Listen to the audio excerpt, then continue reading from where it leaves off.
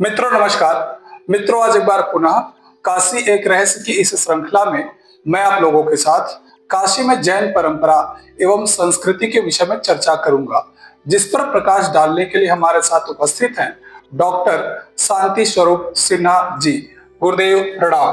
प्रणाम। गुरुदेव, आपको ध्यान में रखते हुए मैं आपसे जानना चाहूंगा कि काशी और जैन धर्म के बीच का ऐतिहासिक संबंध किस प्रकार रहा है। काशी जी जो स्वयं अपने नाम से ही प्रकाशित है। जी। काशी यानी ज्ञान का प्रकाश, और यही कारण रहा है कि काशी में जो भारत की 3 प्राचीनतम धर्म परंपरा है, जी चाहे वो वैदिक पौराणिक परंपरा की हम बात करें, बौद्ध परंपरा की बात करें या जैन परंपरा की बात करें, जी, तीनों की जो पृष्ठभूमि है वो काशी है। बौद्ध परंपरा और जैन परंपरा के जो प्रवर्तक हैं, भले ही वो कहीं और से हैं, लेकिन उसके शुरुआत का बीज जो है वो कहीं ना कहीं काशी से जुड़ता है। और जब हम इस दृष्टि से देखते हैं तो काशी एक धर्म समन्वय की नगरी बन जाती है जी, और उसका ये मिजाज कभी बदला नहीं, वो हमेशा यथावत रहा। जी, और चाहे समय काल परिस्थितियां बदली, लेकिन काशी अपनी सांस्कृतिक धरोहरों के साथ, धार्मिक संरचना के साथ, धार्मिक और यूं कहें कि उत्सव धर्मिता के साथ पूरे प्राण का संचार करती है। और यही कारण है कि काशी लघु भारत के रूप में हमारे सामने उपस्थित होती है। और यही कारण है कि हम जब काशी को संपूर्णता में देखते हैं तो विश्व की प्राचीनतम नगरी के रूप में हमारे सामने आती है, जो कभी मिटी ही नहीं। यानी जो इतिहास, संस्कृति और तमाम चीजों से जो परे है वो काशी है। इसीलिए काशी के विषय में मेरा मानना है कि काशी को देखना नहीं, काशी को महसूस करें। जितना काशी को महसूस करेंगे, काशी आपको उतना ही आनंद प्रदान, और इसीलिए इसका नाम भी है आनंद कानन, इसका नाम भी है। और जहां तक वाराणसी शब्द आ जाता है, वाराणसी का तो शाब्दिक अर्थ ही है वरुणा और रसी के बीच का जो स्थान है वो वाराणसी। लेकिन वाराणसी और काशी में एक विशेष अंतर है। काशी एक बृहत्तर स्थान है, और इसीलिए स्कंद पुराण में जब शिव की बात आती है तो वो कहते हैं कि जहां तक पूरा हमारा हम विचरण करते हैं, पदतले की बात वो करते हैं, यानी इसीलिए वो पंचक्रोशी का जो क्षेत्र है वो। जहां तक जैन परंपरा की बात है, भारतीय संस्कृति में 2 परंपराएं हमेशा से रही हैं, एक श्रमण परंपरा और एक गृहस्थ परंपरा। तो गृहस्थ परंपरा के तो सभी वानगी आप देख ही रहे हैं काशी में, लेकिन श्रमण परंपरा की जो मुख्य 2 धाराएं रही हैं, ऐसा नहीं है कि केवल वो जैन परंपरा में रहा है, वो वैदिक परंपरा में भी श्रमण परंपरा रहा है, जिसका भी आपने कुंभ में जिसका पूरा उत्सव देखा है। तो काशी में जो श्रमण परंपरा की जो 2 मुख्य धाराएं हैं, खास करके बौद्ध और जैन, इनका भी अपना पूर्ण योगदान है। और इसीलिए काशी एक समन्वित संस्कृति है। काशी कोई एक संस्कृति का नाम नहीं है, बहुत सारी संस्कृतियों के मेल से। और भानुशंकर मेहता जी ने एकदम ठीक कहा था, केवल ये संस्कृतियों का मेल नहीं है, यह उत्सव धर्मिता का शहर है। आप कोई दिन ऐसा नहीं पाएंगे जिस दिन शहर में कोई उत्सव न हो रहा हो। यानी उस उत्सव को ही देख लें तो संपूर्णता में भारत की वो जो वानगी है वो हमारे सामने आती है। जहां तक जैनिज्म का प्रश्न, किसी इतिहास को जानने के मूलतः 2 स्रोत होते हैं, पुरातात्विक और आप कह सकते हैं कि ग्रंथ जो होते हैं। यानी इन दोनों, लिटरेरी रेफरेंस और आर्कियोलॉजिकल रेफरेंस। अगर हम लिटरेरी रेफरेंस की बात करें तो लिटरेरी रेफरेंस में हमारे पास जो है काशी के विभिन्न जो जैन ग्रंथ हैं, चाहे वो ज्ञाता धर्म कथा हो, उत्तराध्ययन चूर्णी हो, कल्पसूत्र हो, उपासक दशांग हो, आवश्यक निर्युक्ति, निर्वाण कलिका, अनंतकृत दशाओं, तिलोय प्रणति, उत्तर पुराण, पार्श्वनाथ चरित्र, आराधना कथा कोश, विविध तीर्थकल्प, यानी तमाम जो जैन ग्रंथ हैं, जी यानी आप ये समझ लीजिए इसमें आगम ग्रंथ से लेके आपके यहाँ तक जो ग्रंथ आते हैं 15वीं 16वीं, उसके बाद भी तमाम लेखकों ने काशी पे लिखा है और काशी को केंद्र माना है। उसका सबसे बड़ा कारण क्या है? जैन परंपरा में जिस क्षेत्र में तीर्थंकरों का कल्याणक संपन्न होता है वो क्षेत्र स्वतः ही जी तीर्थ क्षेत्र बन जाता है। और आपको जान के आश्चर्य होगा, यहाँ तो 4 तीर्थंकरों का कल्याणक हुआ है। च्यवन, जन्म, दीक्षा और कैवल्य, निर्वाण सभी का संवेद शिखर में हुआ, लेकिन 4 का जन्म होना, उनका च्यवन, दीक्षा और कैवल्य होना, तो काशी आप इस तरीके से भी देखेंगे तो एक सांस्कृतिक और ऐतिहासिक दृष्टि से। और जब आपने बात की इतिहास की, जी परंपरा, मान्यता और इतिहास में, हम इतिहास के विद्यार्थी हैं तो इतिहास के विद्यार्थी के नाते हम कई सारी चीजों में देखते हैं कि हमारा देखने का नजरिया जो होता है वो हमेशा इतिहास होता है।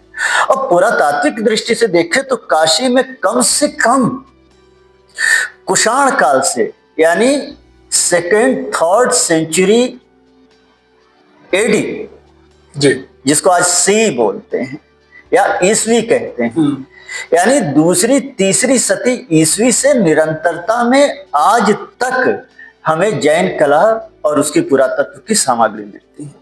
यानी एक तरफ आपने देखा कि धार्मिक ग्रंथ भी हैं जो वहां उसकी प्राचीनता को ले जाते हैं।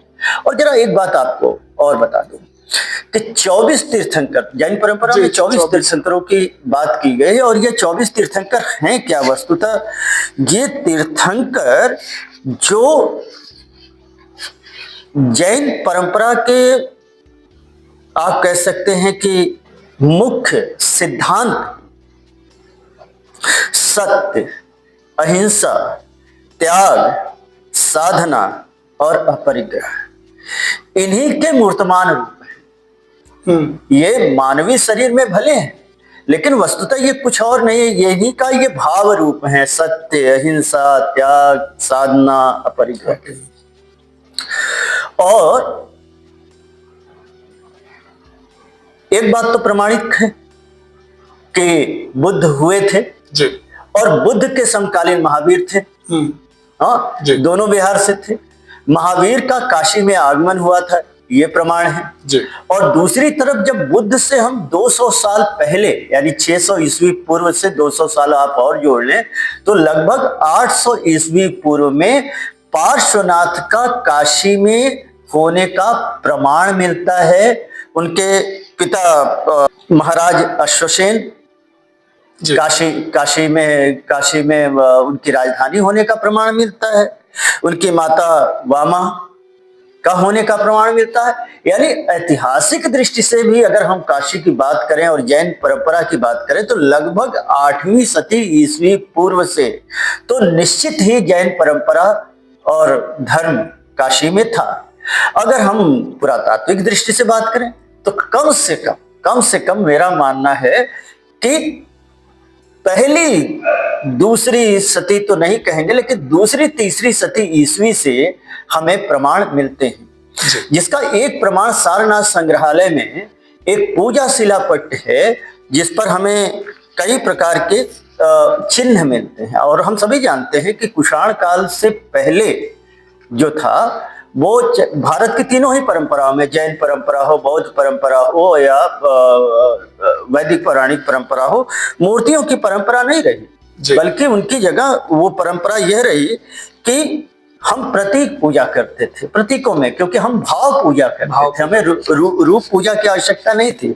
लेकिन जैसे जैसे समय बढ़ता गया, देवता के प्रति एक आस्था बढ़ती रही और हम शुरू से मूर्ति पूजक रहे और इसका प्रमाण रहा कि जनता को हमें जोड़ना है।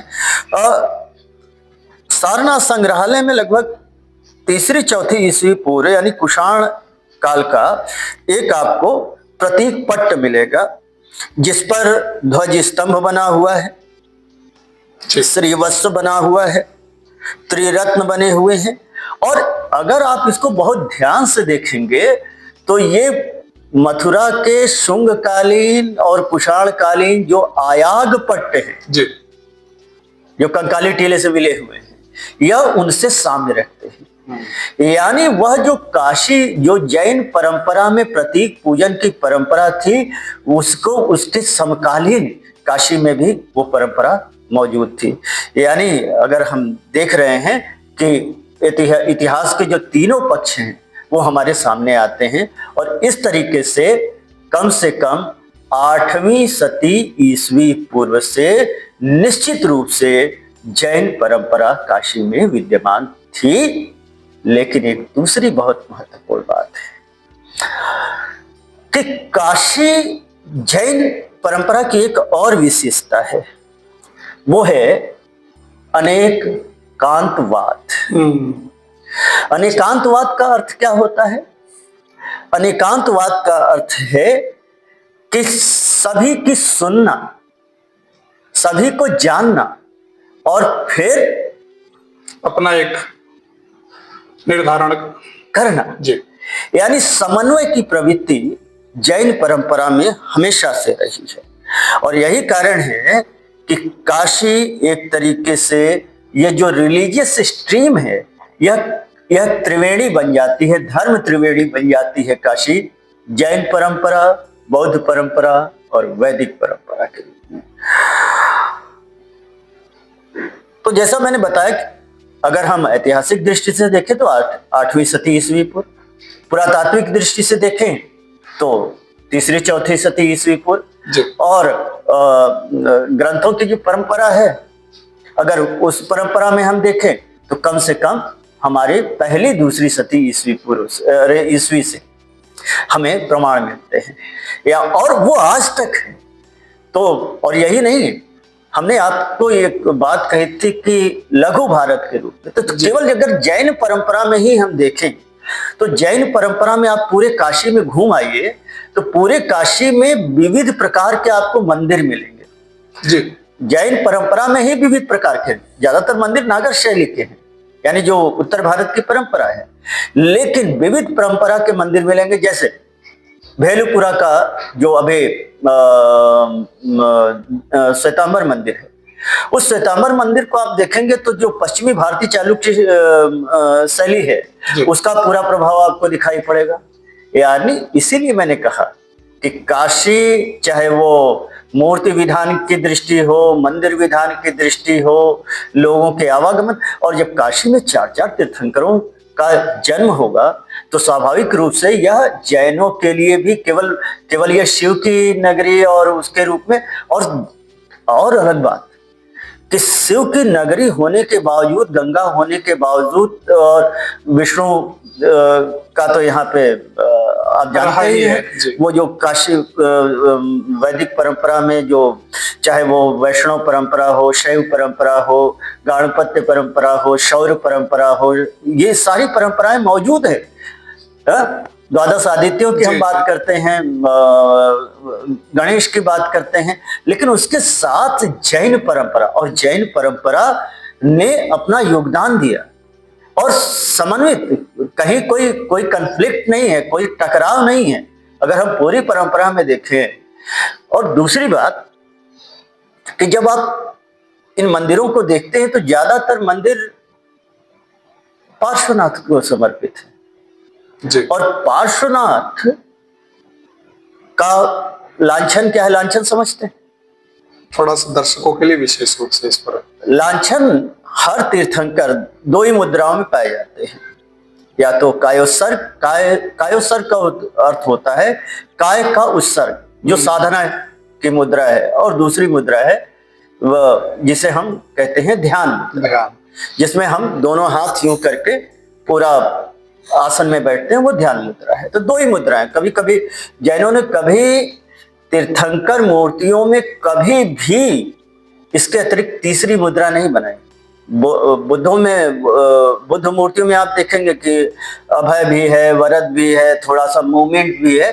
लेकिन जैन परंपरा सबके साथ सहयोगी बनी रही, सबके साथ चलती रही, लेकिन अपने सिद्धांत के साथ कभी समझौता नहीं किया, जिसका एक जीवित प्रमाण जो है हमारे पास पूरे भारत में, केवल काशी में नहीं, पूरे भारत में आपको जैन तीर्थंकर, जो तीर्थंकर मूर्तियां हैं, केवल हमेशा, जिसके प्रमाण हमें लोहानीपुर से यानी पटना से लेके और आज वर्तमान तक अगर हम देखें तो ये जो पूरी विकास प्रक्रिया है उसमें केवल दो ही मुद्राएं मिलेंगी, या तो कैसर मिलेगा या तो ध्यान मुद्रा मिलेगी। और उसके साथ अपने सिद्धांतों पे रहते हुए सबके साथ जो चलने की परंपरा थी वो बड़ी अद्भुत परंपरा थी। और दूसरी बात, जैनों ने इसे केवल उसमें नहीं, अपने व्यवहार में भी अपनाया।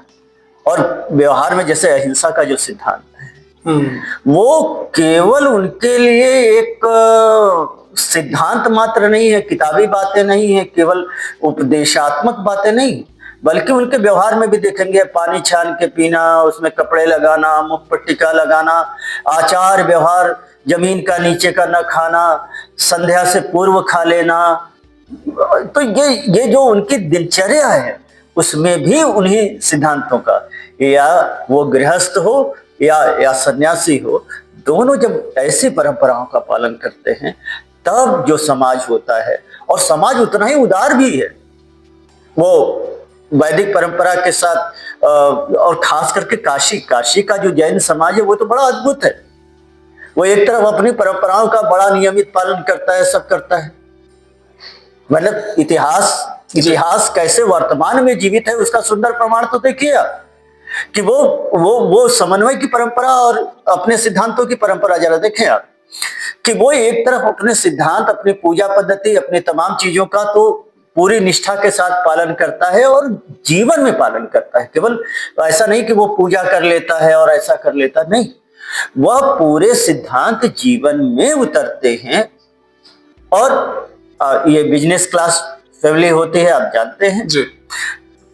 पैसे की कोई कमी नहीं, लेकिन उसके बाद भी इन सारे से ऊपर उनका जो आध्यात्मिक जुड़ाव है, और उसके साथ में जो समन्वय की बात कर रहा था कि काशी के जितने भी उत्सव हैं, चाहे वो शिव बारात हो, शिवरात्रि हो, नागनथैया हो, रथ यात्रा का मेला हो, यानी जो आपके लखा मेले हैं, हर जगह इनको आप सम्मिलित पाएंगे, यानी सब परंपराओं के साथ रहते हुए अपने अस्तित्व को बनाए रखना, यही जैन परंपरा की सबसे बड़ी खूबसूरती है।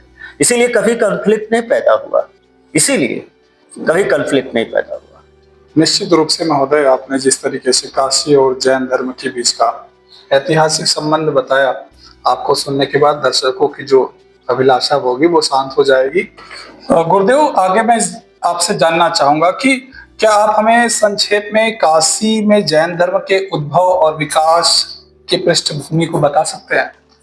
जैन ग्रंथों में 16 महाजनपदों के संदर्भ में भी काशी का जिक्र होना जी, और खास करके 15वीं सदी का जो ग्रंथ है जिन प्रभसूरी का विविध तीर्थकल्प, वो तो काशी का बाकायदा वर्गीकरण करता है। देव काशी वो 4 भागों में बांटता है जी। देव काशी, विश्वनाथ प्रसाद, मदन वाराणसी और विजय वाराणसी। और उसमें भी विश्वनाथ प्रसाद को काशी का मूल क्षेत्र और राजधानी बताता है।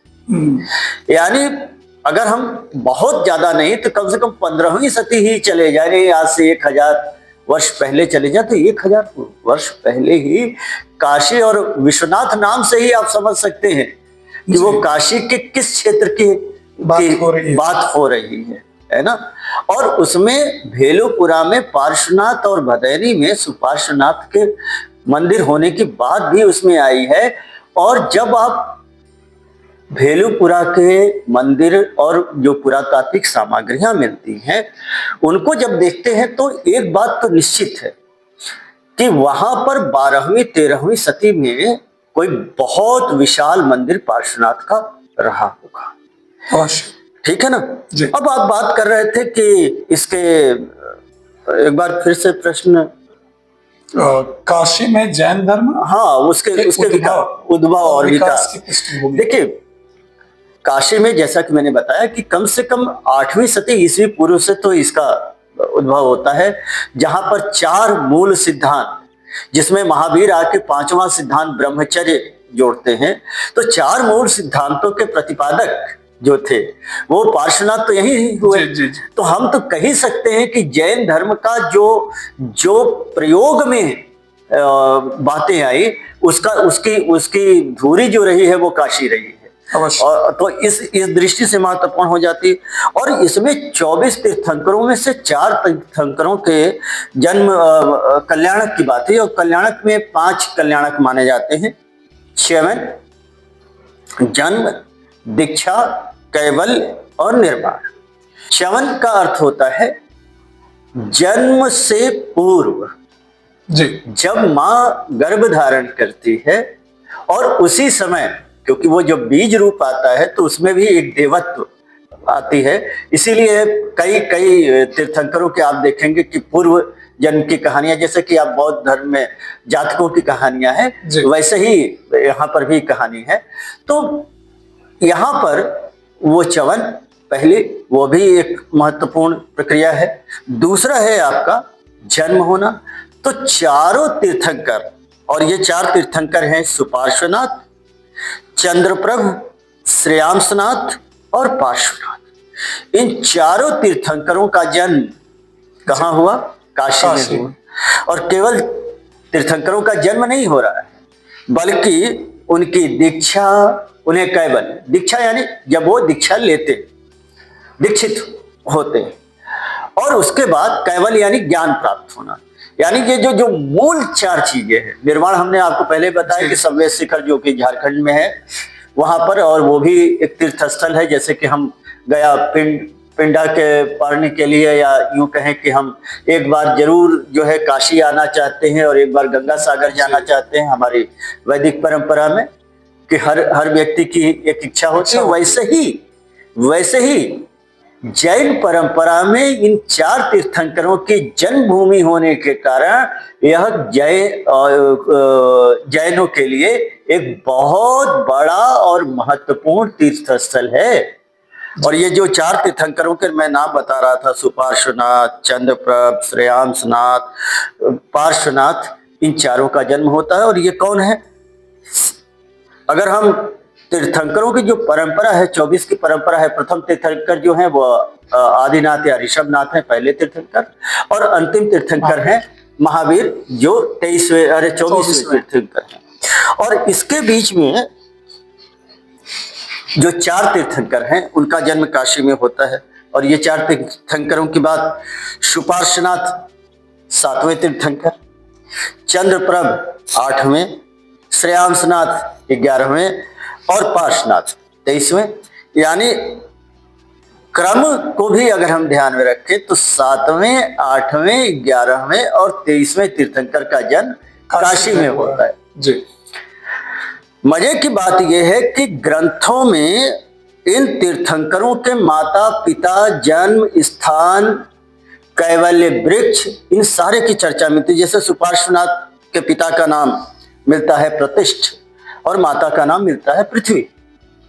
इसी तरीके से चंद्रप्रभ के पिता का नाम मिलता है महासेन और माता का नाम लक्ष्मा या लक्ष्मी के रूप में मिलता है। इसी तरीके से श्रेयांसनाथ को हम देखें तो पिता का नाम मिलता है विष्णु और माता विष्णु देवी या वेणु देवी के नाम से इनको संबोधित किया गया है।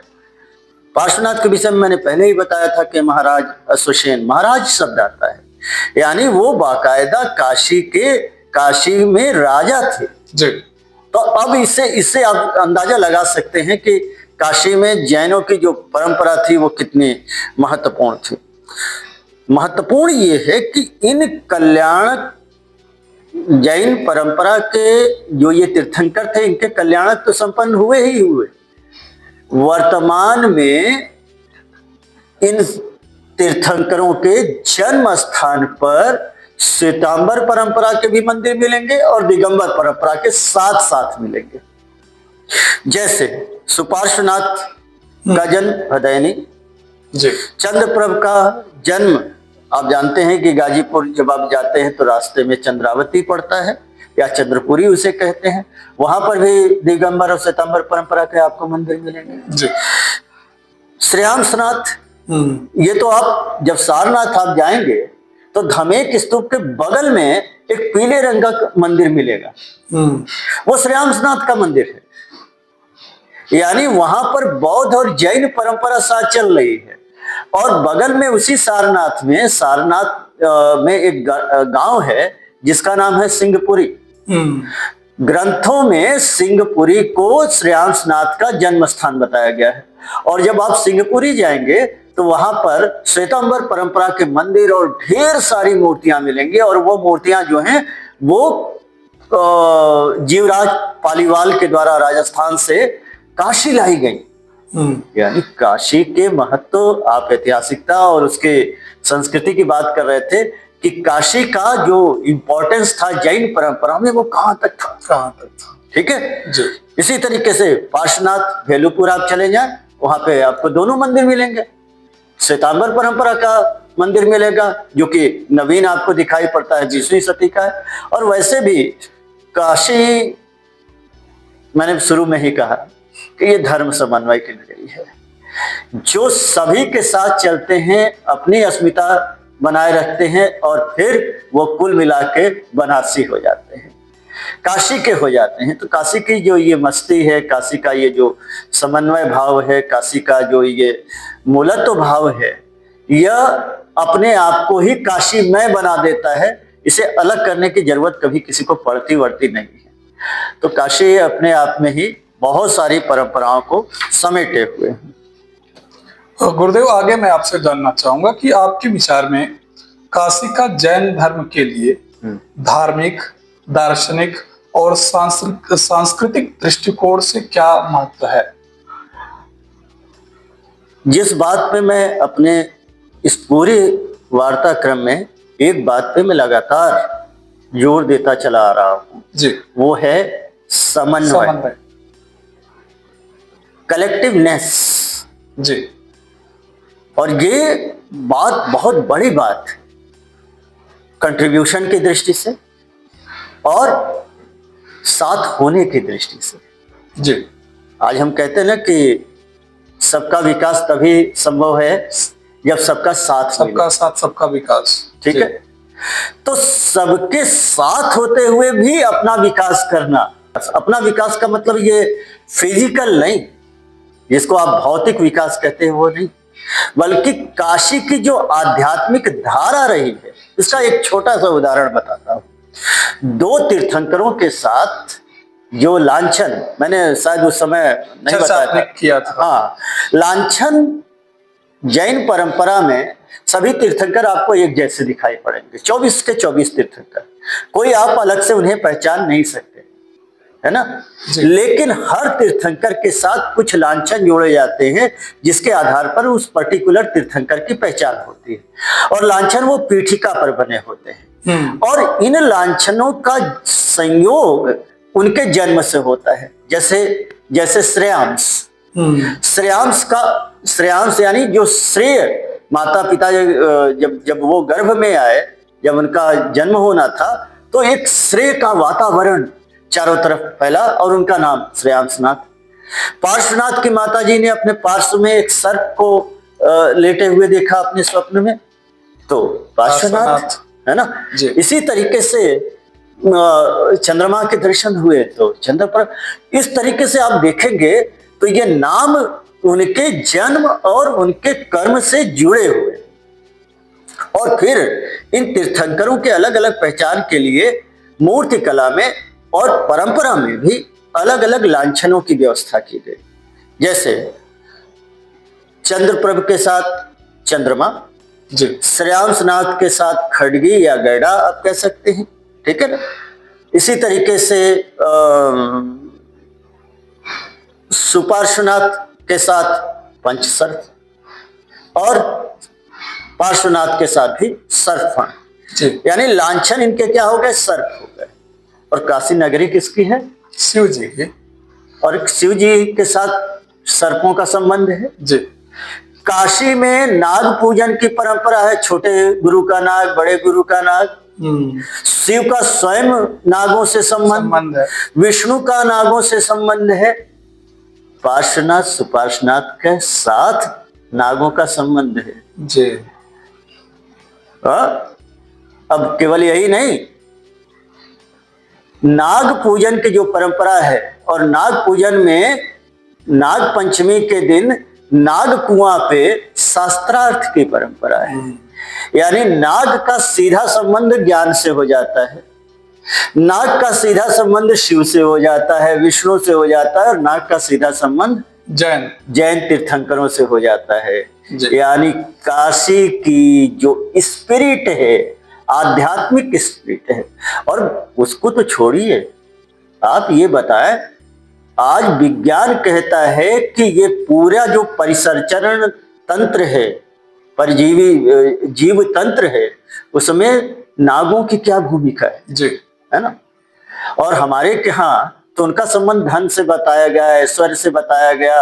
आज भी आप कहीं धन मिलता है, बहुत बचपन में बहुत सारी कहानियां सुनी है।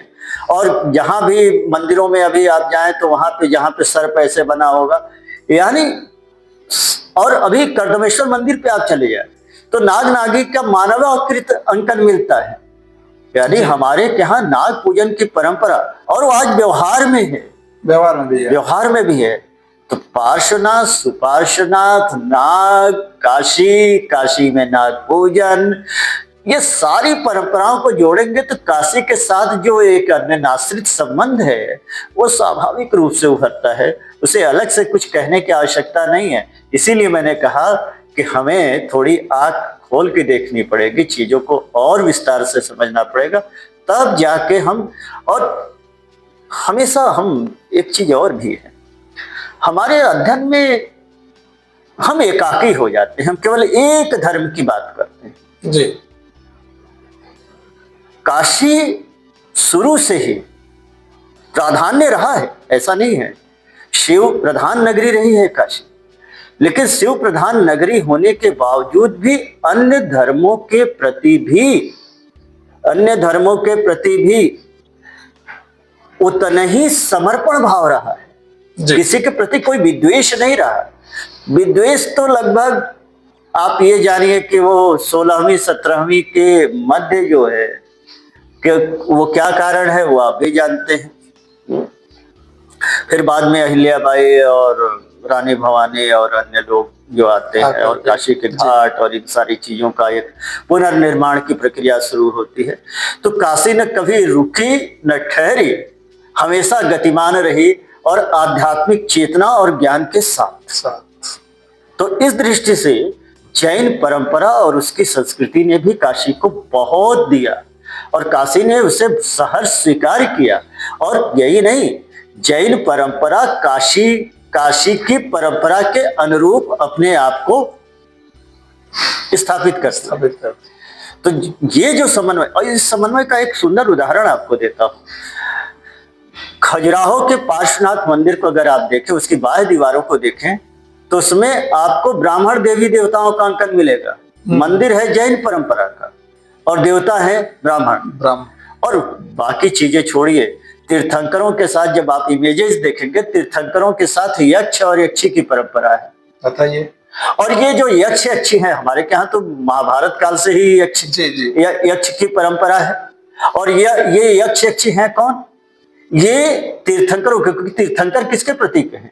वो त्याग, साधना, परिग्रह, इनके प्रतीक हैं। तो इनके प्रतीक हैं तो आपको उनसे तो कुछ मिलने से रहा। हाँ, आध्यात्मिक ऊंचाई तक जाना है तो वो आपके लिए आपका मार्ग प्रशस्त करेंगे। लेकिन इस भौतिक संसार में लोगों की अपनी आकांक्षाएं होती हैं। हम भी आप जाते हैं तो कोई चीज होती है तो हम कहते हैं कि प्रभु ये हो जाए तो ये हो जाए, वो हो जाए। हम हमेशा मांगने, हमें याचक है जी। भक्त हमेशा याचक होता है।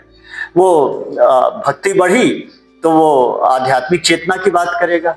भक्ति अभी उस लेवल तक नहीं पहुंची है, याचक हमेशा रहे, हमेशा हम याचक रहे हैं। और याचना, याचना एक तरीके से आप में एक बहुत सुंदर भाव भरता है, आप में अहम का भाव तोड़ता है। और हमारे अंदर जितने भी दुर्गुण आते हैं वो अहम भाव के कारण आते हैं। जब और ये विद्यार्थी से लेके ज्ञान के जीवन में भी इसका उतना ही महत्व है। हम याचना यानी पात्रता बढ़ाना, याचना मतलब वो मांगना, भिक्षा नहीं है, वो अपनी पात्रता बढ़ाना। और जितनी आपकी पात्रता बढ़ेगी, सुभरता उसमें आएगी, उतना ही ज्ञान का संचार होगा। तो जैन परंपरा में ये जो यक्ष यक्षियों की कल्पना की गई, हर तीर्थंकर के साथ एक यक्ष और एक यक्षी बनाए गए। तो ये यक्ष यक्षी क्या करते हैं, ये भौतिक जो चीजें हैं उन्हें प्रदान करने वाले देवता हैं, और बाद में चलकर इनका भी कल्ट विकसित होता है, वो एक अलग परंपरा की बात है। तो हमें लगता है कि हमने आपके प्रश्न का यथेष्ट उत्तर, जैसा आपकी इच्छा रही होगी, आपको मिला होगा। निश्चित रूप से गुरुदेव। चलो गुरुदेव, आगे मैं आपसे जानना चाहूंगा कि काशी की जैन मूर्ति कला या स्थापत्य कला की कुछ विशिष्ट विशेषताएं क्या है? आप दर्शकों को बताने की कृपा। मैंने आपको शुरू में ही कहा जी कि काशी में जब आप मंदिरों को देखते हैं, पहले हम मंदिर की बात करते हैं जी, और उसके बाद फिर हम मूर्तियों पे आते हैं। तो अब आपको एक फोटोग्राफ मैं दिखा रहा हूं जी, यहां पर देखें, ये आज वर्तमान सारनाथ नहीं है, ये आपने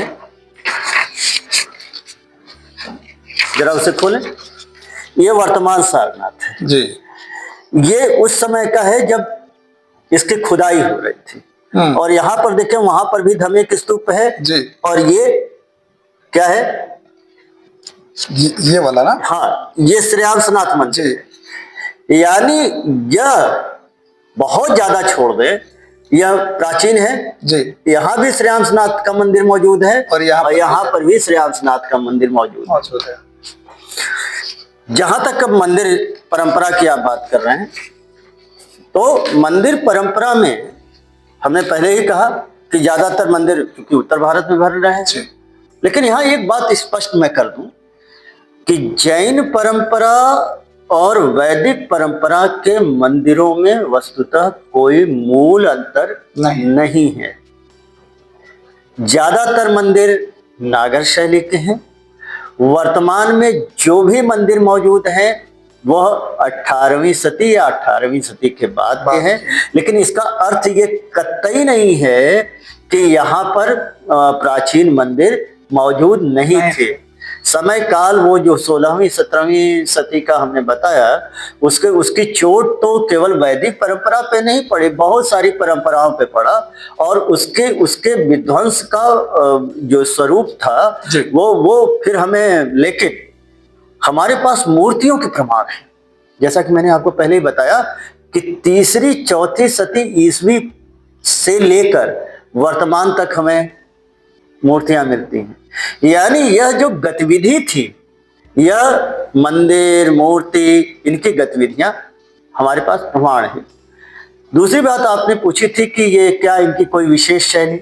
जी नहीं, कोई विशेष शैली नहीं। वो जो भारत की प्राचीनतम मंदिर वास्तु की शैली है, नागर शैली, राजस्थान और गुजरात की जो चालुक्यन शैली है, वो इन शैलियों का ही आपको मिश्रित रूप आपको दिखाई पड़ेगा। कोई अलग से स्वरूप नहीं दिखाई पड़ेगा। ज्यादातर मंदिर छोटे आकार के हैं। एक श्वेतांबर मंदिर जो है वो भेलूपुरा को अगर आप छोड़ दें तो ज्यादातर मंदिर जो है वो सामने आपका अर्धमंडप है, फिर गर्भगृह है, और मंदिर का जो शिखर है उस पर शिखर के ऊपर छोटे छोटे शिखर, जिसको हम उरुश्रृंग बोलते हैं, नागर शैली, उसके ऊपर आपका आमलक, फिर कलश, ये पूरी परंपरा। तो उसी परंपरा के द्योतक हैं। और इसी देखिए समन्वय यहाँ भी है। उन्होंने अपने लिए कोई अलग से कोई आर्किटेक्चर नहीं, लेकिन उसी आर्किटेक्चर में और मूल भावना क्या थी कि सबके साथ। तो देवता जो उसमें प्रतिष्ठित है जो क्योंकि तीर्थंकरों को जैन परंपरा में देवाधिदेव कहा गया है। देवादिदेव, देवाधिदेव यानी वही सबसे पूज्य हैं, ठीक है ना। बाकी सारी चीजें सबऑर्डिनेट हैं। मैंने पहले ही कहा कि हम अपने सिद्धांत पे भी रहेंगे और सबके साथ भी रहेंगे। जैसे शाकाहार मांसाहार को ही देखें, हम शाकाहारी हैं लेकिन हमें उनसे परहेज भी नहीं है। लेकिन इसका अर्थ यह नहीं है कि हम स्वयं उसका सेवन करने लगे, है ना। हम साथ भी रहते हैं और अपने सिद्धांत पे भी रहते हैं।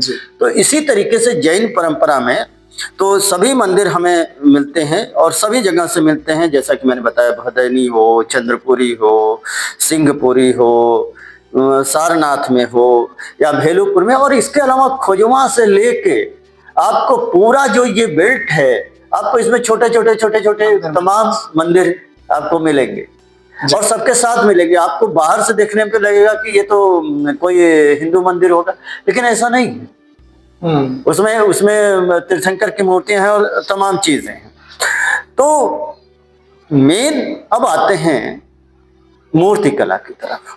जी, मूर्ति कला का जो सबसे प्रारंभिक उदाहरण, ये मैंने प्रोफेसर मालचंद तिवारी जी के साथ एक उस समय 2000 के लगभग 2000 में, सन 2000 में, उसी के आसपास ही, अगर मेरा अनुमान हो, अगर मैं विस्मृत नहीं कर रहा हूं तो उस समय मैं एक प्रोजेक्ट पे काम कर रहा था कि काशी में जो जैन मूर्तियां हैं वो कहाँ क्योंकि उसके जो प्रमाण मिलते हैं, उसके प्रमाण आर्कियोलॉजिकल सर्वे ऑफ इंडिया की जो रिपोर्ट्स हैं उसमें बहुत तेरे प्रमाण मिलते हैं। तब तक एक अवधारणा थी कि सारनाथ जो है वो या तो बौद्ध परंपरा से जुड़ा हुआ है या तो वैदिक परंपरा से जुड़ा हुआ है। जी। लेकिन आपको जान के आश्चर्य होगा कि हम लोगों के प्रयास से आज उसमें एक वीथिका का एक छोटा सा पार्ट जैन का भी वहां पे आपको दिखाई पड़ेगा। यानी आज उनके जो कलेक्शन है, रिजर्व कलेक्शन में भी आर्कियोलॉजिकल म्यूजियम सारनाथ के साथ साथ भारत कला भवन, जो कि बड़ा संग्रहालय है, आप जानते हैं, लखनऊ के स्टेट म्यूजियम, तमाम जगह काशी की जैन मूर्तियों के हमें प्रमाण मिलते हैं। और जैसा मैंने सबसे पहले ही बताया कि प्रतीक पट्ट जो सबसे प्राचीनतम मेरी अवधारणा है वो प्रतीक पट्ट यानी पूजा शिला पट्ट है, जो कम से कम इसे कुषाण गुप्त से लेकर आज तक हमें जोड़ता है। इसके अलावा हमें जो अन्य एग्जाम्पल्स मिलते हैं वो जैन तीर्थंकरों की मूर्तियां मिलती हैं। जैन युगल का तात्पर्य है तीर्थंकरों के माता पिता, इनकी मूर्तियां मिलती हैं, मैं आपको दिखाऊंगा। इसके अलावा जिन चौमुखी की एक अवधारणा है जिसको हम प्रतिमा सर्वतोभद्रिका कहते हैं। चलिए उस पर हम थोड़ी देर बाद बात करते हैं। यक्षियों की मूर्तियां मिलती हैं और तीर्थंकरों की मूर्तियों में सबसे ज्यादा जो मूर्तियां मिलती हैं वह ऋषभनाथ, अजितनाथ, विमलनाथ, शांतिनाथ, नेमिनाथ, पार्श्वनाथ और महावीर। यानी पहले तीर्थंकर, दूसरे तीर्थंकर, 13वें तीर्थंकर, 16वें तीर्थंकर, 22वें तीर्थंकर, 23वें तीर्थंकर और 24वें तीर्थंकर की मूर्तियां मिलती हैं। और इनमें से ज्यादातर आपको पता है कि वो काशी में ही पैदा हुए। तो ये भी मूर्तिगत प्रमाण भी है, साहित्यिक प्रमाण भी है, स्थानगत प्रमाण भी है। अब इसमें तो कोई संशय नहीं होना चाहिए। जरा ये जो प्रतीक पट्ट है, पूजा शिला पट्ट जिसे हम कह रहे हैं, ये पूजा शिला पट्ट आप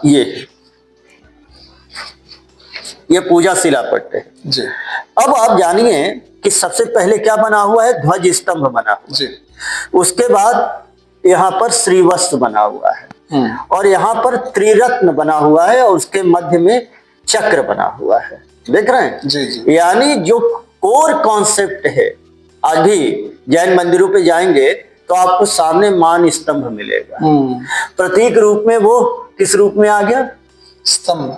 स्तंभ मतलब ध्वज स्तंभ के रूप में आ गया। उसका जो प्रारंभिक सूचना है वो हमें इस पूजा शिलापट में दिखाई पड़ती है। श्रीवत्स, जैन तीर्थंकरों के वक्ष पे आपको श्रीवत्स दिखाई पड़ेगा। पद्म कलिका ऊपर से खुलती हुई और इस तरीके से मुड़ती हुई ये आपको दिखाई पड़ेगा। यानी वहां से प्रारंभ से लेके वह चिन्ह और कहां पे है? वक्ष पे है, तीर्थंकर के वक्ष पर। तो वो कितना इंपॉर्टेंट होगा इससे आप अंदाजा लगाइए।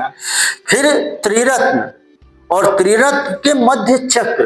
भारतीय परंपरा में चक्र की तो अपनी वो है, एक अलग स्थान है। सुदर्शन चक्र से लेके, काल चक्र से लेके, जीवन चक्र से लेके, मृत्यु चक्र से लेके, भवसागर चक्र से लेके, हमारे यहाँ तो चक्र की अपनी एक विस्तृत व्याख्या और वो है। यानी चक्र को त्रिरत्नों द्वारा, इसका जब आप इसको बहुत ध्यान से देखेंगे तो चक्र को त्रिरत्नों द्वारा सुरक्षा प्रदान की गई। और बौद्ध परंपरा में भी चक्र का अपना महत्व है। आप सारनाथ सिंह स्थल के ऊपर देखें या उसकी पट्टिका पर देखें, वहां पर भी, और वहां पर भी कहते हैं ना कि चरैवेती चरैवेती चरैवेती, यानी वो जो चलते रहो चलते रहो चलते रहो। और हमारे यहाँ तो जो माला भी लेते हैं तो उसको फेरने की परंपरा यहाँ पर भी चलना है। तो जीवन जब तक गतिमान है, हमारे प्रतीकों में बहुत सारी बातें भरी पड़ी हैं। इसीलिए प्रारंभ में हम इन प्रतीकों के माध्यम से कहीं न कहीं उस भाव में जाते थे।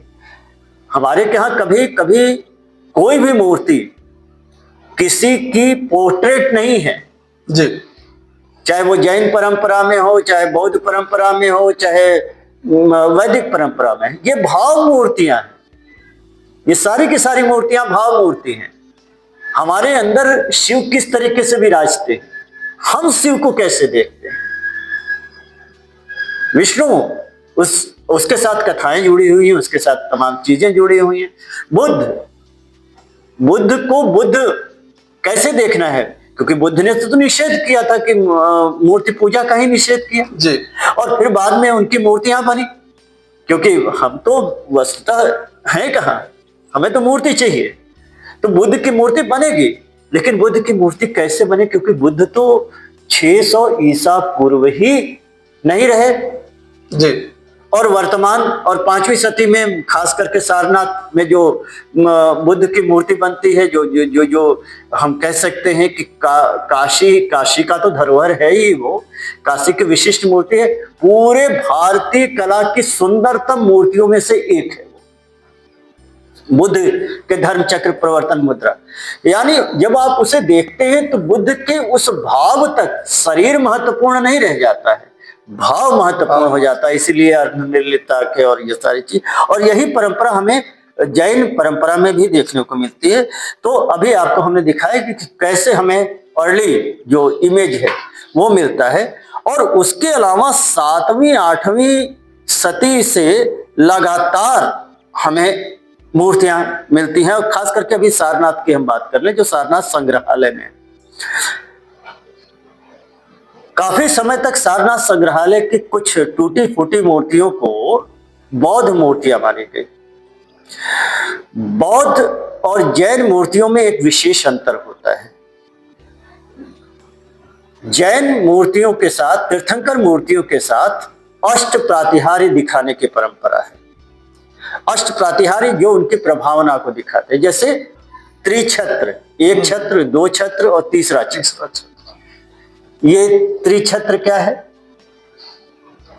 3 जो उनके रत्न, हाँ जी, जिसे त्रिरत्न कहते हैं। अभी मैं त्रिरत्न की बात कर रहा था। त्रिरत्न है क्या?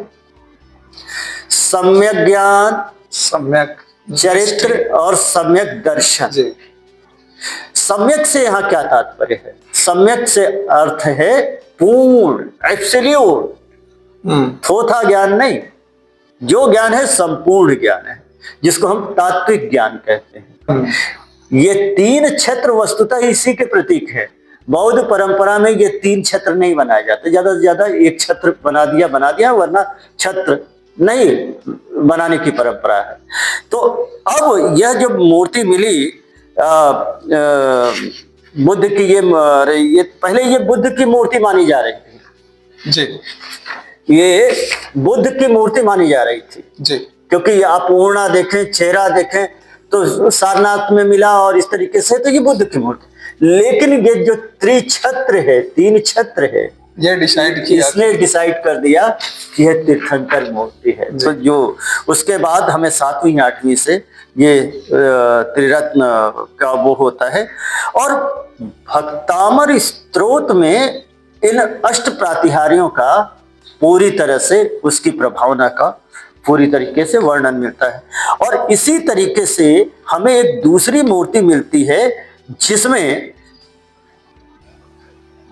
7 सर्पफणों का छत्र दिखाई पड़ता है।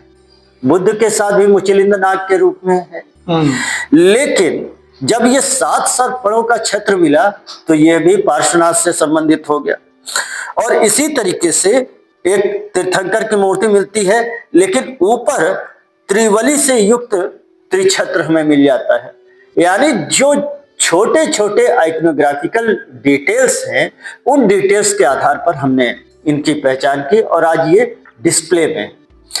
तो कहने का तात्पर्य ये है कि अगर हम केवल मूर्ति कला की दृष्टि से, और केवल इतना ही नहीं है, काशी की जो आध्यात्मिक भाव की दृष्टि से, जैसे बुद्ध की मूर्ति में वो जो नासाग्र दृष्टि है, लंबी नाक है,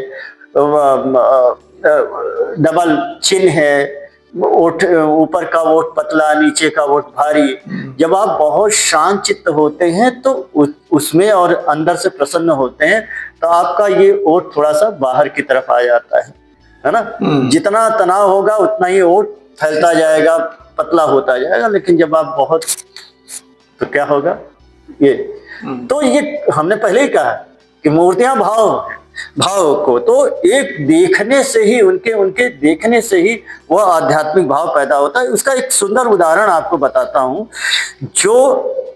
जो अब कायसर्ग मुद्रा की मैं बात कर रहा था कि कायसर्ग मुद्रा क्या है। ये है कायोत्सर्ग मुद्रा। ये विमलनाथ की मूर्ति है जो पहले आइडेंटिफाई हो गई थी। ये हमारी खोजी नहीं है, ये गुरुजी की हमारे खोजी हुई है, ठीक है ना। तो इसमें आप देखें कायोत्सर्ग, काय का उत्सर्ग, साधना में खड़े रहने की जो परंपरा है। और ये आप एक तरफ यक्ष देख रहे होंगे और दूसरी तरफ यक्षी आप देख रहे होंगे। अब ये कौन है? सीधे बुद्ध मूर्ति भी मानी जा सकती थी, लेकिन यहाँ पर हमें एक लांछन मिलता है वराह। और वराह के आधार पर ये जो मूर्ति है वो लगभग आप ये जानिए कि 9वीं शती ईस्वी की मूर्ति है, जिसे विमलनाथ के रूप में पहचाना गया। तो अगर विमलनाथ और उन तीर्थंकरों की परंपरा ये कैसे अपने आप में एक महत्वपूर्ण परंपरा बन जाती। केवल उतना ही नहीं, आपको एक और मूर्ति दिखाता हूं जो आपके यही पास में भारत कला भवन में सुरक्षित है। भारत कला भवन में कम से कम गुप्त काल से लेकर 10वीं 11वीं शती ईस्वी तक के निरंतरता में हमें तीर्थंकर मूर्तियां मिलती हैं। अब आपके सामने 2 मूर्तियां मैं कंपेयर करके रख रहा हूं जी। ये सारनाथ में गुप्तकालीन गुप्त काल की ये बुद्ध की मूर्ति है जिसकी मैं चर्चा कर रहा था। और ये जो है यह मूर्ति है भारत कला भवन में। जरा उनके एक्सप्रेशन, बॉडी लैंग्वेज, इन सारी में देखें, केवल आध्यात्मिक ऊर्जा ही तो आपको दिखाई पड़ेगी। जी। शारीरिक सौष्ठव से ज्यादा शरीर क्या है। हमारे यहाँ भारतीय परंपरा में हमेशा ये कहा गया कि शरीर कैसा होना चाहिए। हमारे क्या जिम की परंपरा थोड़ी न थी, नहीं। हमारे यहाँ जो परंपरा थी नैसर्गिक, प्रकृति जन्य, हर शरीर को सुंदर माना गया।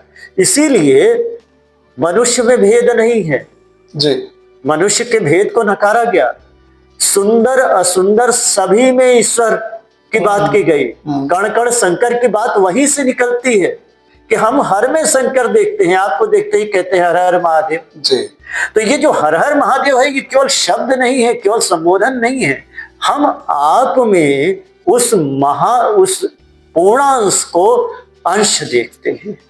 तो यह जो भाव है, यह भाव ये आप मूर्तियों में देख सकते हैं कि ये मूर्तियों में वही फेशियल एक्सप्रेशन, संप्रदाय अलग अलग है, एक बौद्ध धर्म, एक जैन धर्म, लेकिन जो उनका मूलत्व है आध्यात्मिक चेतना, ज्ञान, हाँ, इनका मूर्तमान रूप है। और नीचे देखें पद्म कलिका पर विराजमान ध्यान मुद्रा, भी आपने कायसर्ग देखा, ये दूसरी मुद्रा है, ध्यान मुद्रा है। और आप यहाँ पर भी चावरधर और उसके साथ साथ इसको कहते हैं प्रभामंडल जी, ये भी प्रभामंडल है। और देखे हमारे यहाँ मनुष्य और प्रकृति को साथ चलने की बात कही गई कि प्रकृति हमेशा उदार भाव से आपको साथ देती चली आ रही है। आपने प्रकृति को क्या दिया जी, तो आप प्रकृति को कुछ दे भी नहीं सकते। बस प्रकृति के साथ उसके समन्वय भाव से चलेंगे तो जीवन भर कल्याण होगा। और देखिए कि यह जो वेजिटेटिव पैटर्न है, यह मूर्ति का सौंदर्य है। अगर सौंदर्य की दृष्टि से बात करें तो कितना सौंदर्यमयी फूटता है, ये आप इससे अंदाजा लगा सकते हैं। केवल यही बात नहीं रुकती, मैंने शुरू में ही कहा था एक मूर्ति आपको और दिखाता हूं। देखें, मैंने जैन युगल मूर्तियों की बात की थी। ये जैन युगल मूर्ति है और ये भारत कला भवन में है। यह मूर्ति भी भारत कला भवन में है, इस पर थोड़ी देर बात आता हूं। पहले इस मूर्ति को देखें। ऊपर कौन विराजमान है?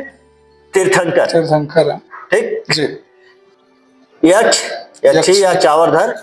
और यहाँ पर ताल वृक्ष के ऊपर एक बालक को बैठे दिखाया गया, ठीक है जी, और यहाँ पर एक माता को दिखाया गया जिनके गोद में एक बालक है, हाथ में आम्रलुंबी है और एक बालक यहाँ पे विराजमान है।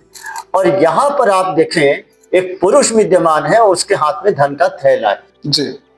अब कैसे आइडेंटिफाई करें कि ये है कौन? कैसे? अब आप देखें, एक तो तीर्थंकर के माता पिता के रूप में आप देख सकते हैं, जी, है ना, जी, ताल वृक्ष से उसका संबंध बनता है, तीर्थंकर स्वयं विराजमान है। और दूसरी तरफ यह कहीं ना कहीं ये कुबेर यक्ष और अंबिका यक्ष। अब अंबिका की जो परंपरा है, भारतीय परंपरा में भी तो अंबा, अंबिका, अंबा यानी पार्वती जी, पार्वती क्या है? मातृत्व का ही प्रतीक है। वो एक तरीके से संस्कृतियों का जब समागम होता है ना, तो वो कई सारी चीजें आप में और आपके, क्योंकि हम सभी का एक ही मंतव्य है, एक अच्छे मानवीय गुणों को विकसित करना। वो कहीं से भी आ रहे हैं जी, जो हमारे गुणों को विकसित करे, जो हमें एक अच्छा मनुष्य बनाए, इन्हीं की तो बात हम करते हैं। जी, जी। अब आते हैं, ये बड़ी महत्वपूर्ण मूर्ति है, इसको जरा आप लेके पकड़े रखें।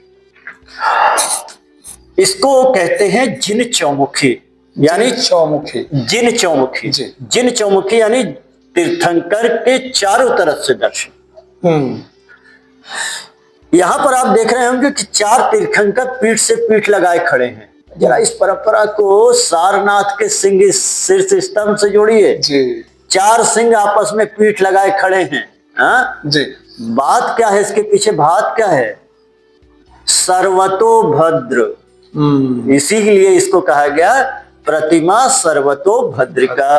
और ये जैन परंपरा में बाकायदा कंकाली टिले, यानी मथुरा के कंकाली टिले में आयाग पट पर और इन पर एक अभिलेख आता है जिसमें कहा गया है प्रतिमा सर्वतोभद्रिका। ये सर्वतोभद्रिका का अर्थ क्या है? आप तो संस्कृत के विद्वान हैं, आप जानते हैं। सर्वतो का शाब्दिक अर्थ होता है चहुं ओर, जी, और भद्र यानी जो शुभता का, जी, यानी ये तीर्थंकर की प्रभावना। और ये चार सिंह जो हैं वो शाक्य सिंह हैं, बुद्ध के ही प्रतीक है, और उनकी जो प्रभावना है। और जरा आप इसे चक्र से जोड़ के देखिए, इसे आप स्वस्तिक से जोड़ के देखिए, यानी जो मूल बीज मंत्र है वो तो कहीं और है। जी। और मूल बीज क्या है? सभी सर्वे भवन्तु सुखिनः सर्वे सन्तु निरामया सर्वे वसु। और इसी को जैन परंपरा में क्या कहा गया? इसी को जैन परंपरा में कहा गया सर्वसत्वानाम हित। वहां प्राकृत में कहा गया, यहाँ आप उसमें कह रहे हैं। और बहुजन हिताय बहुजन सुखाय, ये बौद्ध परंपरा में कहा गया। तो तीनों ही परंपराओं को जोड़ के देखे, ध्वनि तो एक ही निकल रही है जी। ध्वनि अलग अलग कहाँ है? एक ही है। हाँ, एकम सद विप्रा बहुधा वदंती की ही भावना तो परिलक्षित होती है जी। तो मूर्तियां मौन हैं, लेकिन मौन में क्या कह रही हैं? जरा बात तो करिए इनसे, कह क्या रही हैं? और इनमें आप देखेंगे तो बाकायदा प्रथम तीर्थंकर, पहले तीर्थंकर जी। फिर उसके बाद आपके एक तीर्थंकर मिलेंगे नेमिनाथ, जिनका मथुरा से संबंध है। जी। फिर दो तीर्थंकर आपको और मिलेंगे, एक पार्श्वनाथ मिलेंगे और एक महावीर मिलेंगे। और यही चार तीर्थंकर जैन परंपरा में भी सर्वाधिक पूजित हुए। जी। शांतिनाथ को भी अगर हम जोड़ लें तो ये पांच तीर्थंकर, बहुत सभी तीर्थंकर नहीं, लेकिन ये पांच तीर्थंकर जैन परंपरा में खूब पूजित हुए जी। और समन्वय का भाव केवल बाहर ही नहीं रहा, अंदर भी रहा। उसकी एक वानगी आपको दिखाता हूं। ऋषभनाथ की एक मूर्ति है 983 ईस्वी की, पार्श्वनाथ दिगंबर मंदिर जैन मंदिर भेलुपुरा में है। कभी आप जाके देखिएगा उसे जी। वह ऋषभनाथ की मूर्ति है। और ऋषभनाथ के यक्षी हैं कौन? गोमुख हैं और चक्रेश्वरी हैं। लेकिन आप उसमें चक्रेश्वरी तो मिलेंगी, उसके साथ आपको लक्ष्मी भी मिलेंगी और उसके साथ साथ अंबिका भी मिलेंगी जी। अब ये कह क्या रहा है? यानी बाद में होता क्या है ना, शिव बड़े, विष्णु बड़े, फला बड़े, ढेमा, ये जब हम सामूहिकता में नहीं देखते हैं फिर हम अपना बड़ा बड़ा बना लेते हैं। हर धर्म में होता है, वो बौद्ध परंपरा में भी है, आज के परंपरा में भी है। हम किसी को दूसरे को मतलब अपनी लकीर बड़ी खींचने के लिए दूसरे की लकीर काट दें, जबकि सब उसी मूल भाव को लेके आ रहा है। ना कोई बड़ा है ना कोई छोटा है। लेकिन मूर्तियां समाज में ये जो क्लिष्टता है ये आज नहीं रही है, ये हमेशा से रही है जी। ये मनुष्य की प्रवृत्ति है, मनुष्य की प्रवृत्ति है कि आप अपने खानदान को बड़ा मान लेते हैं और फिर उसकी तमाम चीजें फिर वो कन्फ्लिक्ट का कारण बन जाती है। तो उस कन्फ्लिक्ट का समाधान उस समय मूर्तियों में हमें दिखाई पड़ता है। तो दो दृष्टियों से देखते हैं इसको। मूर्तियों में इन चीजों को हम अगर जो आपने दार्शनिक व्याख्या की बात की, सांस्कृतिक व्याख्या की बात की, तो हम एक पक्ष से क्यों देखते हैं? इनको संपूर्ण दृष्टि में जरा देखें। तो जब संपूर्णत्व में देखते हैं तो जो अंबिका की यक्षी अंबिका की मूर्ति है वो तो नेमिनाथ की यक्षी है। लक्ष्मी का संबंध धन से है और जैन यक्षी चक्रेश्वरी का संबंध ऋषभनाथ है, तो ऋषभनाथ की मूर्ति है वो तो दिख रही है जी। लेकिन ये तीन क्यों? इसका उत्तर है कि चक्रेश्वरी तो स्वयं चक्रेश्वरी, यानी आप वैष्णवी कह सकते हैं, क्योंकि वो गरुड़ वाहन पे होती हैं, हाथ में चक्र होता है, किरीट मुकुट होता है, यानी वो जो विष्णु की आइकनोग्राफी है वो आपको चक्रेश्वरी के रूप में दिखाई पड़ेगी। हाथ में गदा भी होता है, तो वैष्णवी का ही एक तरीके से रूपांतरण है चक्रेश्वरी। उन्होंने रूपांतरण करके एडाप्ट करने में उनको कोई परेशानी नहीं हुई, सारी परेशानी आपको है। आपको मतलब आज के संदर्भ में ये जो धार्मिक कन्फ्लिक्ट हैं वो आज हैं, कल नहीं थे, और कल थे भी तो उसका समाधान आचार्यों ने प्रस्तुत कर दिया और लोगों ने एक्सेप्ट किया। अंबिका माँ, और हम आप सभी जानते हैं कि भारत हमेशा से मातृ प्रधान देश रहा है। हमने हर चीज में माँ ही कहा है। पृथ्वी को माँ कहा, नदी को माँ कहा, धन को माँ कहा, यानी ज्ञान को माँ कहा। हर जगह हमारे लिए माँ ही सर्वोपरि रही है। स्त्री में वो केवल हमने वो कभी भोग या उसकी वस्तु नहीं रही है, एक मातृत्व का भाव उसमें हमेशा देखा गया। और यही कारण है कि सिंधु सभ्यता से लेके सर्वाधिक मूर्तियां अगर आप सिंधु सभ्यता में देखें तो मातृका की मूर्तियां मिलती। तो क्या घोषित कर रही है? तो घोषित कर रही हैं कि जो उर्वरा शक्ति है, जो शक्ति, और इसीलिए हम शक्ति भी कहते हैं, यानी पावर भी। हम पावर के लिए किसकी आराधना करते हैं? दुर्गा की आराधना करते हैं। यानी पावर हो, वेल्थ हो, वाटर हो, अर्थ हो, जो सब कुछ प्रदान करता है, वो कहां से मिल रहा है? स्त्री तत्व से मिल रहा है।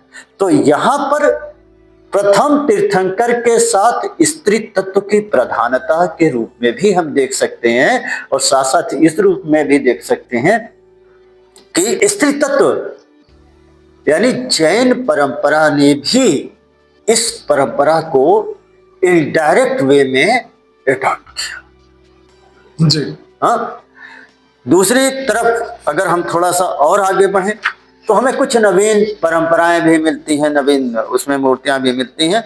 और उसके बाद हमें 15वीं 16वीं सदी ईस्वी से लेके लगभग 20वीं सदी ईस्वी तक तो निरंतरता में मूर्तियां मिलती हैं। चाहे वो हम भेलूपुरा में पार्श्वनाथ दिगंबर मंदिर की बात करें या श्वेतांबर मंदिर की बात करें, उसमें हमें बाकायदा डेटेड मिलती हैं 1400 समथिंग की, फिर 1868 की। और ये जो मंदिर है जिसकी हम चर्चा कर रहे थे भेलूपुरा में, अब इस मंदिर का जो आर्किटेक्चर आप देखें जी, ये आर्किटेक्चर देखें, ये आप जब राजस्थान और गुजरात की तरफ जाएंगे तो इस तरीके के मंदिर की संरचना मिलेगी। यानी प्राचीन मंदिर के स्थान पर यह 20वीं सदी में नवीन मंदिर बना। और यह जो नवीन मंदिर है, यह नवीन मंदिर जो है वो गुजरात राजस्थान की जो श्वेतांबर परंपरा के मंदिर है आपको, और इस तरीके के मंदिर आपको वहां संवेद शिखर में भी मिल जाएंगे। और वर्तमान में यह मंदिर है, और इस मंदिर का निर्माण करने वाले जानते कौन है? कौन है? सोमपुरा परिवार। आज पूरे भारत में सोमपुरा परिवार ही ज्यादातर मंदिरों का निर्माण, क्योंकि यह परंपरागत लोग हैं।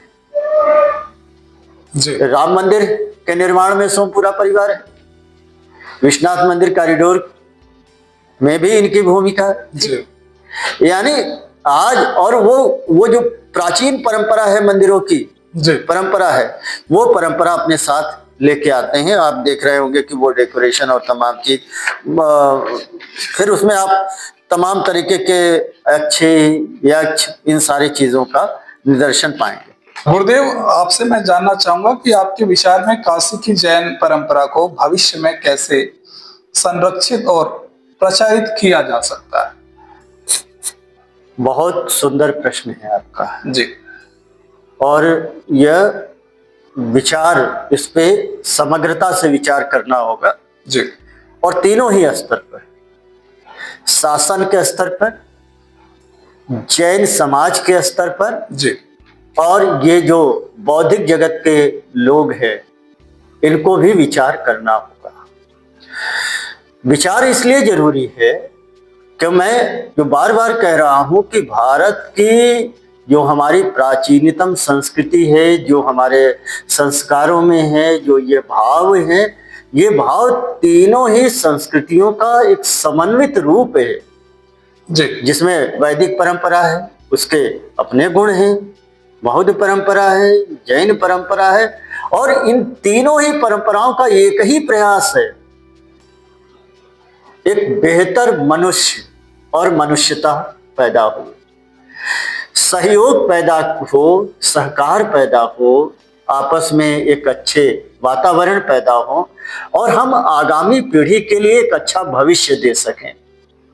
साथ साथ हमारी आध्यात्मिक चेतना विकसित हो, जिसमें क्रोध, अहंकार, मद, मोह, माया, ईर्ष्या, इन सारी चीजों से हम मुक्त हो सके। जी सारे धर्मों का प्रयास यही है, लेकिन हमने क्या किया है, हमने फिर चालाकी की, अलग अलग खेमों में बांटकर अपने अपने तरीके से एक दूसरे का विरोध करने का रास्ता बना दिया। सभी जगहों से सीखने की बात है। तो आपका प्रश्न बिल्कुल उचित है कि इसको कैसे हम डेवलप करें। आज आप देख रहे हैं कि बौद्ध परिपथ का निर्माण हुआ, सरकार और संगठन मिलकर बौद्ध परिपथ का निर्माण कर रहे हैं और हो चुका है जी। और उसका भारतीय लोगों के साथ भी सरोकार बन रहा है और विदेशी लोगों के साथ भी एक सरोकार बन रहा है, उसमें अच्छा कार्य हो रहा है। उसी तरीके से मेरा स्पष्ट मत है कि जैन सर्किट का भी विकास होना चाहिए और उसको प्रचारित प्रसारित, केवल जैनों में, जैन तो इस परंपरा से जुड़े हुए हैं, अपना बहुत आराम से बिना किसी हल्ला गुल्ला के आते हैं, अपने अपने इष्ट को प्रणाम करते हैं, रुकते हैं और फिर चुपचाप एक वो निकल जाते हैं। जी। लेकिन आज जरूरत इस बात की है कि धर्म के चश्मे से न देखकर इसे मनुष्यता, भारतीयता और आध्यात्मिकता की दृष्टि से देखने की आवश्यकता है और उन स्थानों को चिन्हित करने की आवश्यकता है। दूसरी बात कि जो ये समाज है जो कहीं ना कहीं कभी कभी बंधन बांधता है कि इनका प्रवेश होगा, उनका नहीं होगा, ऐसा होगा, वैसा होगा, उसे भी थोड़ा खुले मन से, आग्रह नहीं चाहिए, स्वभाव से उन्हें आमंत्रित करना होगा, लोगों के बीच ले जाना होगा, क्योंकि हर धर्म कुछ न कुछ अपनी विशिष्टताएं लिए हुए हैं। तो इस दृष्टि से सबसे पहला काम तीनों की जिम्मेदारी है, प्रशासन के भी, बौद्धिक जगत की भी, कि बौद्धिक जगत की ये जिम्मेदारी है कि आज के जो पीढ़ी है और जो पुराने लोग भी हैं उन्हें इनसे परिचित कराए, और परिचित ही नहीं कराए बल्कि एक प्रचारित प्रसारित करें, लोगों को प्रोत्साहित करें कि इनको जाके देखें, इन्हें समझें। क्योंकि हमारे यहाँ जो मंदिर और मूर्तियां बनी जी। वो मंदिर मूर्तियां, मैंने पहले ही कहा कि अपने आप में मौन है, ये भाव रूप है, ये हमेशा संदेशवाहिका रही हैं। हमने हमेशा इनसे संदेश पाया है, और संदेश क्या था? How can you live with nature, प्रकृति के साथ कैसे जिए। इसीलिए सभी तीर्थंकरों के साथ, जितने भी आपको इमेज दिखाए मैंने, सभी तीर्थंकरों के साथ कोई न कोई आपने जीव देखा होगा, वनस्पति देखी होगी, यानी उन्होंने संकेतों के माध्यम से इस प्रकृति के साथ, जैसे आज के ही संदर्भ में अगर हम बात करें तो आज के संदर्भ में प्रकृति का सबसे बड़ा दोहन कौन कर रहा है? हम ही तो कर रहे हैं, और फिर हम ही प्रकृति को दोषी भी बनाते हैं। तो प्रकृति के संतुलन को, जैसे अभी सर्प की बात हो रही थी, वो प्राकृतिक पर्यावरण के और उसके पूरे संतुलन में उसका एक अभिन्न रोल है, अपनी अभिन्न भूमिका है। तो उसे पूजा के माध्यम से, और हमारे के यहाँ तो अभी वट सावित्री की वो गई है जी, व्रत गया है। उसमें आप देखें हमारे यहाँ वृक्षों की भी पूजा, नीम की पूजा होती है, वट की पूजा होती है, तमाम चीजों की पूजा होती है, पशुओं की पूजा होती है। हमें तो बचपन में याद है कि बाकायदा गायों को, बैलों को इनको नहलाया जाता था, इनका श्रृंगार किया जाता था, गले में बड़े बड़े वो गोल गोल घंटियों और माला और तमाम चीजें। तो और ये हमारे प्रकृति में था, आज हम इससे दूर हटते जा रहे हैं, इसे गौ और तमाम चीजों से। हमें पशुओं के साथ जोड़ने, और वो पशु जो हमारे सहयोगी थे, है ना। इसीलिए प्रतीक के रूप में तोता, पहले हर घर में एक एक तोता होता था, आज होता है क्या? नहीं। गौरैया हर जगह होती थी, आज होती है क्या? तो हम प्रकृति से दूर हटके केवल हम आर्टिफिशियल होते चले गए, और इसका परिणाम है। तो पहला है कि जैन परंपरा, संस्कृति, कला, और कला के माध्यम से ही हम बता सकते हैं। जी ज्यादा हम दर्शन की बात करने लगेंगे तो आम पब्लिक को नहीं समझ में आएगी, इसलिए दर्शन को थोड़ा कम रखे। दर्शन वो बाद में धीरे धीरे समझ जाएंगे, पहले उन तक ले तो जाइए। और ले जाने का काम कौन करेगा? तो सबसे पहले जिम्मेदारी समाज की है। समाज को थोड़ा उदार होना होगा, उनके लिए, सबके लिए दरवाजे खोलने पड़ेंगे। दूसरा, प्रशासन को सहयोग करना पड़ेगा कि जो जैन परिपथ का निर्माण करे और प्रोत्साहित करे। और इससे क्या होगा? इससे एक तरफ तो लोगों को अपने धरोहरों, अपने अपने संस्कृति, अपनी कला के प्रति रुझान बढ़ेगा। दूसरा, अगर व्यावसायिक रूप से देखें तो पर्यटन को बढ़ावा मिलेगा। तीसरा, कम से कम हमारे अंदर जागरूकता आएगी। और चौथा, मनुष्यता का विकास होगा। तो इन सभी दृष्टियों से ये जैन परंपरा, कला को विकसित करने की आवश्यकता है। जहां तक काशी की बात है, काशी की जो जैन परंपरा है, जो आप पहले प्रश्न करना चाह रहे थे लेकिन समय की अधिकता के कारण आपने प्रश्न वो छोड़ा था, लेकिन मैं उसमें ऐड कर दूं, काशी की अपनी कोई निज ऐसी कोई परंपरा नहीं है। जो संपूर्ण भारत की जैन की परंपरा है, वही परंपरा काशी में भी उसका अनुपालन होता है। और काशी पूरी समग्रता के साथ गंगा जल की तरह वो सभी प्रवाहों के साथ बहती है और एकदम निर्झरा प्रस्तुत करती है। गुरुदेव, आपने अभी युवा पीढ़ी की बात करी, तो आज की युवा पीढ़ी के लिए आपका क्या संदेश रहेगा? पहला तो ये है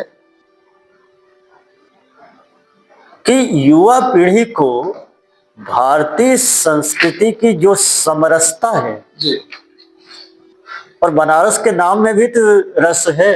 बनारस, हाँ जी, कई प्रकार के रस हैं इसमें, बनारस के नाम में ही है भाई, कई प्रकार के रसों का स्वाद है इसमें। जी, तो पहले तो समरसता के भाव को समझना होगा। दूसरा, एक प्रवृत्ति त्यागनी होगी। खास करके आज के युवा की सबसे बड़ी जिम्मेदारी है कि खंड खंड में चीजों को देखने, पढ़ने, अध्ययन करने की प्रवृत्ति को त्यागना होगा।